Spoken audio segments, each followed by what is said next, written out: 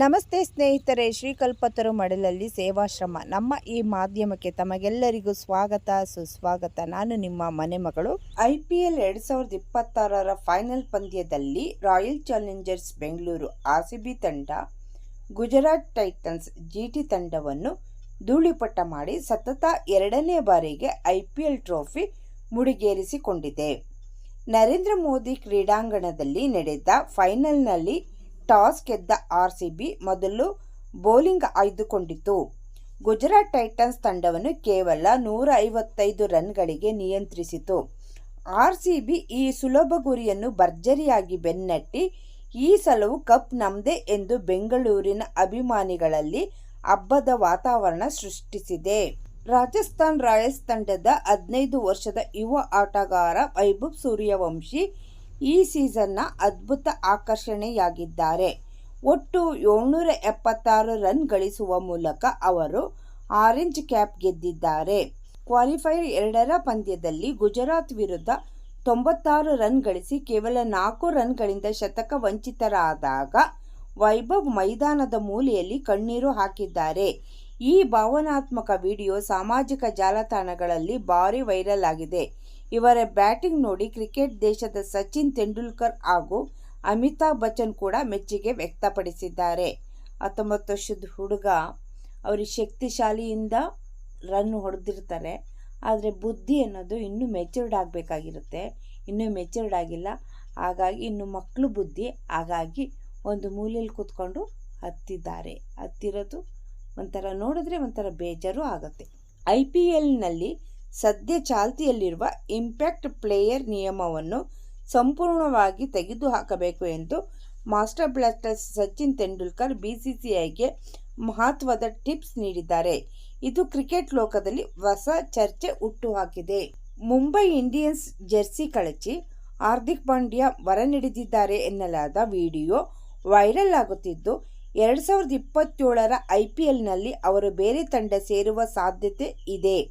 ರೋಹಿತ್ ಶರ್ಮಗೆ ಹೊಸ ನಾಯಕನನ್ನು ಹುಡುಕುವ ಜವಾಬ್ದಾರಿ ಸಿಕ್ಕಿದೆ ಎಂಬ ಗಾಸಿಪ್ಗಳು ಹರಿದಾಡುತ್ತಿವೆ. RCB 2026ರ ಟ್ರೋಫಿಯನ್ನು ತನ್ನ ಮುಡಿಗೇರಿಸಿಕೊಂಡಿತು. ಇದರಲ್ಲಿ ಹಲವಾರು ಆಟಗಾರರ ಶ್ರಮ ಇರುವುದರಿಂದಲೇ ಈ ಸಲ ಕಪ್ ನಮ್ಮದಾಗಿರುವುದು. ಹಲವಾರು ಪ್ರಮುಖರಲ್ಲಿ ನನಗೆ ಪ್ರಮುಖ ಅನ್ನುವವರ ಬಗ್ಗೆ ಒಂದೊಂದು ದಿನ ಒಬ್ಬೊಬ್ಬ ಪ್ರಮುಖರ ಆಟಗಾರರ ಬಗ್ಗೆ ಒಂದು ಪರಿಚಯ ಮಾಡಬೇಕು ಅಂತ ಇದ್ದೀನಿ. ಈ ದಿವಸ ನಾನು ಕೃನಾಲ್ ಪಾಂಡ್ಯ ಅವರ ಒಂದು ಪರಿಚಯ ಮಾಡಿಕೊಳ್ಳೋಣ. ಕೃನಾಲ್ ಪಾಂಡ್ಯ IPL ಇತಿಹಾಸದ ಅತ್ಯಂತ ಯಶಸ್ವಿ ಆಟಗಾರರಲ್ಲಿ ಒಬ್ಬರು. ಅವರು ಈವರೆಗೆ ಒಟ್ಟು 5 ಬಾರಿ IPL ಟ್ರೋಫಿ ಗೆದ್ದಿದ್ದಾರೆ. ಮುಂಬೈ ಇಂಡಿಯನ್ಸ್ ಜೊತೆ 3 ಬಾರಿ ಮತ್ತು ರಾಯಲ್ ಚಾಲೆಂಜರ್ಸ್ ಬೆಂಗಳೂರು ಜೊತೆ 2 ಬಾರಿ ಅವರು ಚಾಂಪಿಯನ್ ಆಗಿದ್ದಾರೆ. 2017ರ IPLನಲ್ಲಿ ಅವರು ಮುಂಬೈ ಇಂಡಿಯನ್ಸ್ ಪರವಾಗಿ ಆಟ ಆಡಿದ್ರು. ವಿರೋಧಿ ತಂಡ rising Pune super giants RPS. ಈ ಫೈನಲ್ ಪಂದ್ಯವನ್ನು ಮುಂಬೈ ಅಭಿಮಾನಿಗಳು ಎಂದಿಗೂ ಮರೆಯಲ್ಲ. ಯಾಕೆ ಅಂದರೆ ಮೊದಲು ಬ್ಯಾಟ್ ಮಾಡಿದ ಮುಂಬೈ ಕೇವಲ 79 ರನ್ಗಳಿಗೆ 7 ವಿಕೆಟ್ ಕಳೆದುಕೊಂಡು ಸಂಕಷ್ಟದಲ್ಲಿತ್ತು.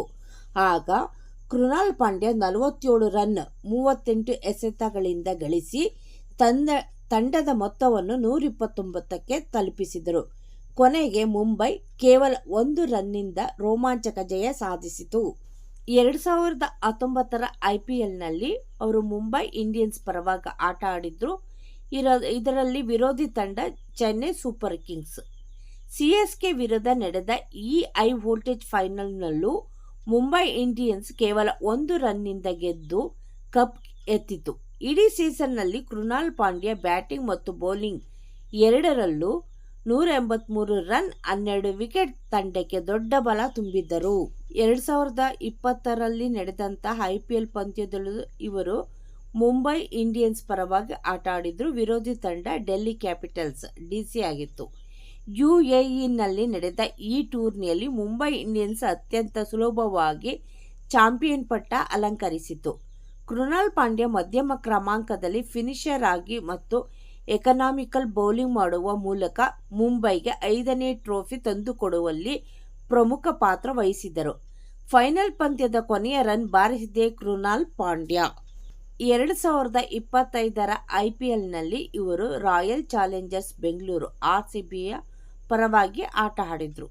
2025ರ ಮೆಗಾ ಹರಾಜಿನಲ್ಲಿ RCB ತಂಡ ಸೇರಿದ ಕೃಣಾಲ್ ಪಾಂಡ್ಯ ಮೊದಲ ವರ್ಷವೇ RCBಯ ಕಪ್ ನಮ್ಮದೇ ಕನಸನ್ನು ನನಸು ಮಾಡಿದರು. ಇಡೀ ಸೀಸನ್ನಲ್ಲಿ ವಿರಾಟ್ ಕೊಹ್ಲಿ ಹೆಗಲು ಕೊಟ್ಟು ಆಡಿದ್ದ ಕೃಣಾಲ್ ಒತ್ತಡದ ಪಂದ್ಯಗಳಲ್ಲಿ ವಿಕೆಟ್ ಗಳಿಸಿದ್ದು RCBಗೆ ಮೊದಲ IPL ಟ್ರೋಫಿ ತಂದುಕೊಟ್ಟರು. 2026ರ IPLನಲ್ಲೂ ಸಹ ರಾಯಲ್ ಚಾಲೆಂಜರ್ಸ್ ಬೆಂಗಳೂರು ತಂಡದ ಪರವಾಗಿ ಆಡಿದ್ರು. ವಿರೋಧಿ ತಂಡ ಗುಜರಾತ್ ಟೈಟನ್ಸ್. GT ಮುಕ್ತಾಯಗೊಂಡಿರುವ 2026ರ IPLನಲ್ಲೂ RCB back to back trophy ಗೆಲ್ಲಲು ಕೃಣಾಲ್ ಕಾರಣರಾದರು.